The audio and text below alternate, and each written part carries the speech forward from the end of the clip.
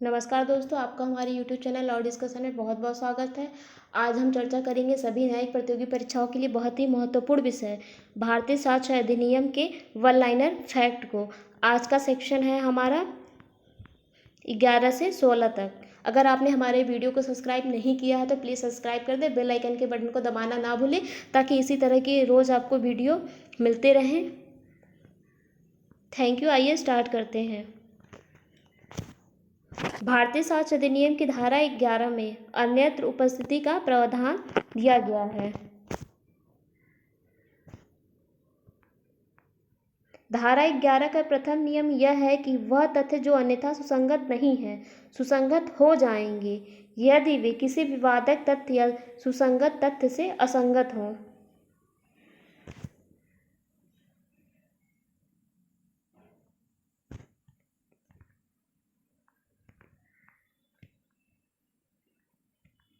अन्यत्र उपस्थिति से तात्पर्य यह है कि अभियुक्त का अपराध किए जाने के समय अन्य स्थल पर विद्यमान रहने का साक्ष्य अनुपस्थित कहा जाता है।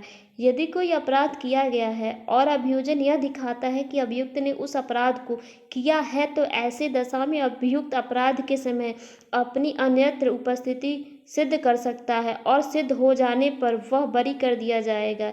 इस प्रकार का तर्क अन्यत्र स्थिति का तर्क कहा जाता है।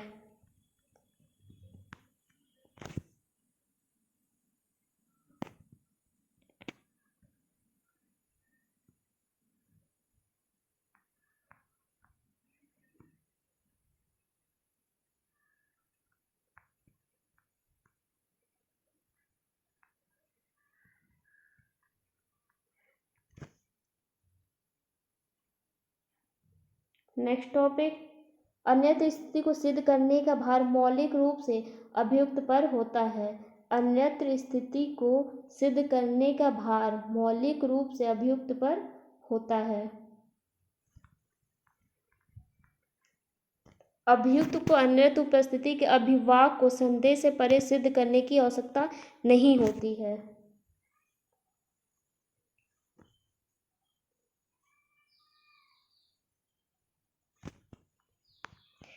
सत्यवीर बनाम स्टेट ऑफ यूपी 1958 प्रकरण में यह निर्धारित किया गया कि यदि अभियुक्त ने अन्यत्र उपस्थिति का अभिवाक किया हो तो भले ही वह समस्त संदेह से परे हो, उसे संदेह का लाभ मिलेगा और अभियोजन को आरोप की विशिष्टता सिद्ध करने से मुक्ति नहीं मिलेगी।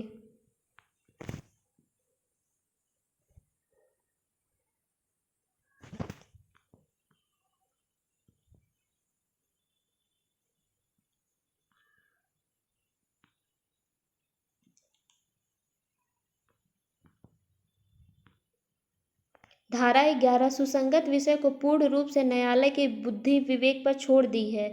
इस पहलू पर आर बनाम प्रभुदास 1974 मुंबई उच्च न्यायालय के बाद में विचार किया गया था।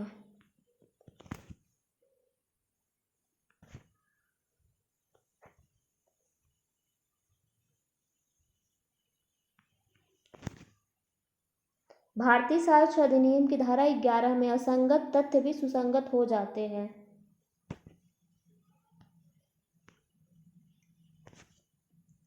कोई परिवाद किए बिना लूट के कृत्य का कथन साक्ष्य में सुसंगत नहीं है। जिन वादों में नुकसानी का दावा किया जाता है उनमें विवादक तथ्य हमेशा नुकसानी की रकम होती है।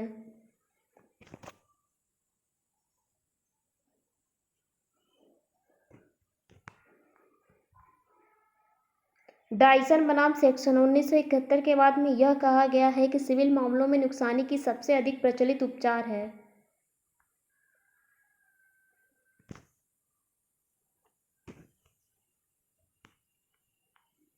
अधिकार या रूढ़ि से संबंधित प्रश्न की सुसंगतता के बारे में भारतीय साक्ष्य अधिनियम की धारा 13 में उपबंध किया गया है।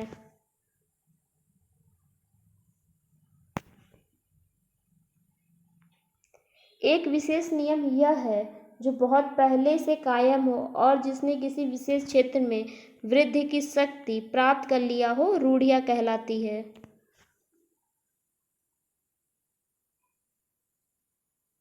वह रूढ़ि जो किसी विशिष्ट परिवार में प्रचलित होती है व्यक्तिगत रूढ़ि कहलाती है।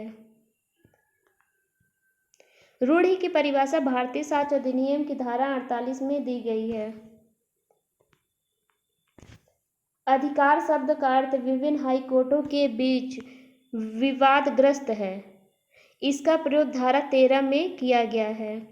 प्रथा और रूढ़ि दोनों एक ही है।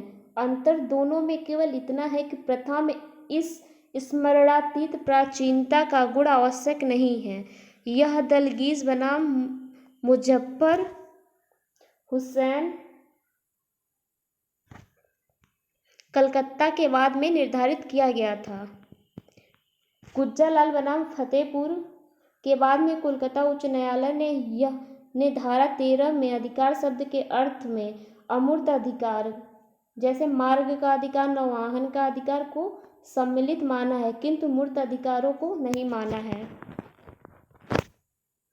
रामचंद्र बनाम गदाधर महापात्रा 1980 के बाद में उड़ीसा उच्च न्यायालय ने यह विचार प्रकट किया कि निर्णयों को समव्यवहार मानना चाहिए। भारतीय साक्ष्य अधिनियम की धारा 14 के अंतर्गत प्रयुक्त मन की दशा के अंतर्गत आशय, ज्ञान, सद्भाव, दुराशय, उपेक्षा को प्रकट करता है। भारतीय साक्ष्य अधिनियम की धारा 14 का स्पष्टीकरण 2 में पूर्व दुसिद्धि सुसंगत है। अधिनियम की धारा 14 में कोई दशा जैसे आशय, ज्ञान, सद्भाव, उपेक्षा, उतावलापन किसी विशिष्ट व्यक्ति के प्रति वैमनस्य प्रदर्शित करने वाले अथवा शरीर या शारीरिक संवेदना की किसी दशा या अस्तित्व दर्शित करने वाले तथ्य सुसंगत है, जबकि मन की या शारीरिक संवेदना की किसी ऐसी दशा का अस्तित्व विवादक या सुसंगत है।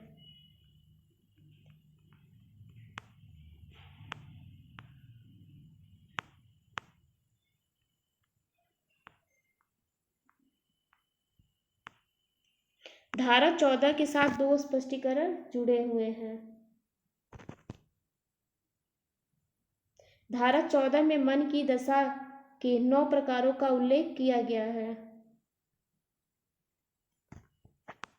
धारा 14 के अंतर्गत मानसिक दशा दर्शाने में हेतुक नहीं आता है। कार्य आकस्मिक या शाश्वत था, इस प्रश्न पर प्रकाश डालने वाले तथ्य धारा 15 के अंतर्गत आते हैं। अमृतलाल होसरा बनाम इम्परर ILR 1974 के बाद में कोलकाता उच्च न्यायालय ने यह धारणा किया कि साक्ष्य में दिए गए कार्य प्रश्नगत कार्य से समय में निकटतम होने चाहिए।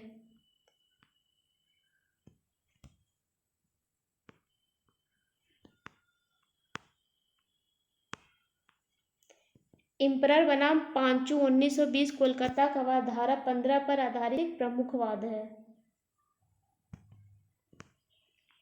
धारा 16 ऐसे तथ्यों की सुसंगति के बारे में बतलाती है जो कारोबार के अनुक्रम में किए गए हैं। धारा 16 को धारा 144 के दृष्टांत 4 के साथ पढ़ा जाना चाहिए। धारा 16 के साथ 2 दृष्टांत जुड़े हुए हैं। दृष्टांत 1 हेथरगन बनाम केम्प के वाद पर आधारित है। धारा 16 का दृष्टांत 2 पत्रों के परिधान से संबंधित है। धारा 16 के दृष्टांत 2 पर उच्चतम न्यायालय द्वारा दिया गया प्रमुख वाद मुबारक अली अहमद बनाम स्टेट ऑफ मुंबई IR 1957 का है। Thank you, keep watching. अगर ये आपको हमारे वीडियो अच्छा लगा हो तो प्लीज़ सब्सक्राइब कर दें और बेल आइकन के बटन को दबाना ना भूलें।